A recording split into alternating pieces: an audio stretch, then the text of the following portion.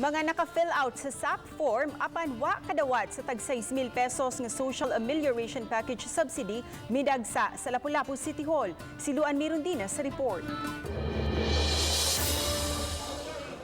Bitbit ang ilang mga SAP forms. Midagsa sa Lapu-Lapu City Hall kining mga naglaom nga malakip sa mga SAP beneficiaries. Usa kanila ang 8 ka buwang nagsabak nga si Perla Taneo nga taga Suong Mactan.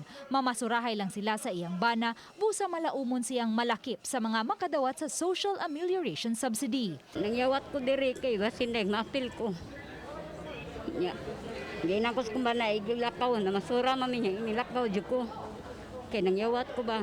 Ang PWD nga si Fortunato Brendez nangyawat usab nga malakip sa mga SAP beneficiaries. Busa nagpakisusi usab siya sa City Hall. Wala may tagae kay ang problema nagkabikil ang ilangan sa akong asawa ug sa iyang isuon.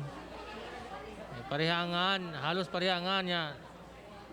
Tagtuo siguro sila usara. Gikras ang payroll, gikrasan. Apan kay kagahapon ra natapos ang pag-apod-apod sa tag 6,000 pesos alang niadtong mga nalakip sa left out, gilista na lang ang ilang mga pangan aron maduso sa DSWD alang sa ikaduhang hugna sa Social Amelioration Subsidy. Katong mga left out nga consider as second batch nakadawat sila karon so mabakante ito ilahangan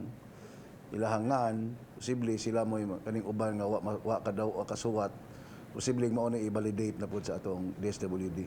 Samtang gipasabot sa mayor nganong gikinahanglan nga magpabilin ang dakbayan ubos sa enhanced community quarantine hangtod nga matapos ang rapid mass test. Para kanato dili na ta maka-afford nga paabtan pa natog sunod bulan kay unang-una wa natay kwarta sa ato ang gobyerno, no?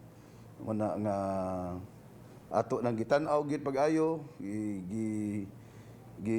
paningkamutan gina sa tulo ka syudad nga before na to i-open into GCQ